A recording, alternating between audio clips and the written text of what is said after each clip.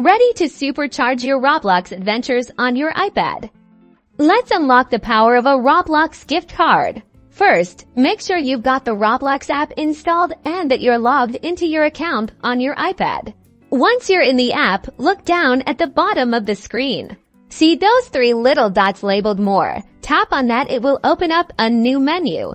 Scroll down until you find gift cards. It might have a present icon next to it. Tap on Gift Cards. You'll be taken to a page where you can enter your gift card code. Carefully scratch off the silver layer on the back of your physical Roblox gift card to reveal the code, or locate the code in your email if it's a digital gift card. Now type in the code exactly as it appears. Double check it to make sure you haven't made any typos. Those codes can be case sensitive sometimes, so get it right. Once you're absolutely sure the code is correct, tap the redeem button below the text field. And just like that, your Robux will be added to your account. You'll usually see a confirmation message showing how much Robux you've received. You can now use your Robux to buy cool avatars, game passes, and all sorts of awesome things within Roblox. Go forth and create amazing experiences in Roblox.